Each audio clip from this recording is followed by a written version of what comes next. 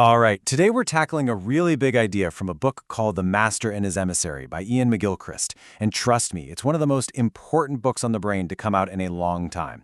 It tells a story about our two brain hemispheres that will probably challenge everything you think you know about being left-brained or right-brained. So, let's just get this out of the way.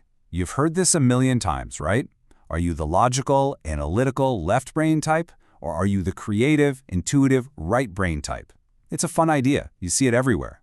But it turns out that's just scratching the surface. The real story is so much deeper, and honestly, it has massive implications for, well, pretty much everything.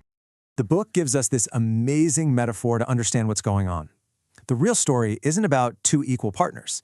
It's a story about a wise, perceptive master and his incredibly brilliant but ambitious servant, the emissary. A servant who, over time, starts to think he knows better than the master who sent him out in the first place. And here's the kicker. McGilchrist says this isn't just a story about your brain, it's the story of our entire civilization. Okay, so let's properly meet the two main characters in this drama. We have the master, who is our right hemisphere, and the emissary, who is our left hemisphere. And as we're about to see, these aren't just, clumps of neurons. They represent two totally different ways of being in the world, two fundamentally different ways of seeing reality itself. This breaks it down perfectly. The master, our right brain, is the holistic one. It gets the vibe, the context, the big picture. It's tuned into intuition and emotion. It's what you use when you encounter something totally new and you don't know what to make of it. The emissary, the left brain, is its perfect sidekick. It's the analytical one, the logical one, the one that loves to zoom in on the details, use language, and put things into nice, neat categories. It's amazing at stuff we already know how to do. But here's the crucial part. They are supposed to be a team. They're meant to work together. So, let's step into the master's world for a second. The right hemisphere, it doesn't see a world of separate objects just sitting there. It experiences a living, flowing reality where everything is connected to everything else. You know the saying, can't see the forest for the trees? Well, the master only sees the forest. And man, this quote from the book just nails it. It's a world of things that are always changing, always evolving, always connected. It's not static. This is reality as we actually live it, as we feel it in our bones, not the version we just think about or analyze. Here's a perfect way to picture the difference. Imagine you walk into an art gallery. The emissary, your left hemisphere, marches right up to a painting and starts breaking it down. Analyzing the brushstrokes, the composition, the technical skill. But the master, your right hemisphere, it's doing something totally different. It's taking in the whole scene. The murmur of the crowd, the light in the room, the emotional vibe of the place. The master's wide open attention is what gives you that rich, full experience of actually being there. Now let's switch gears and enter the emissary's world. The left hemisphere gives us a totally different version of reality.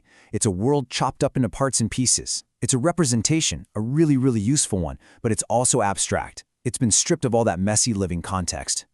And this is maybe the most important idea to grasp.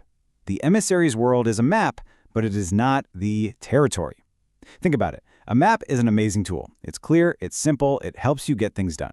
But you would never, ever confuse the map of a forest for the actual living, breathing forest itself, right?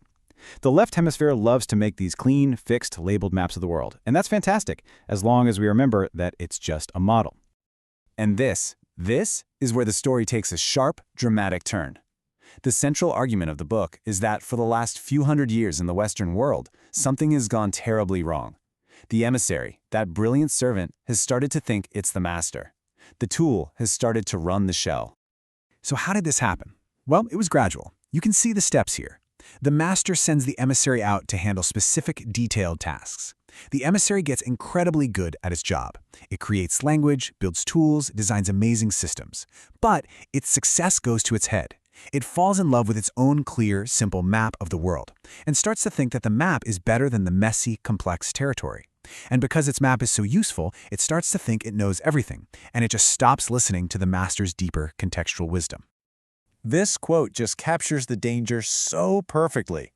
The left hemisphere becomes like that sorcerer's apprentice from the old story, so proud of its new tricks, so confident in its own power, that it's completely oblivious to the fact that it's about to flood the entire castle. It's blind to the bigger consequences. So, what does it actually feel like to live in a world where the emissary is in charge? McGilchrist argues that you don't have to look far. The consequences of this imbalance are all around us in modern life. It's that feeling, of being treated like a case number on a form instead of a person.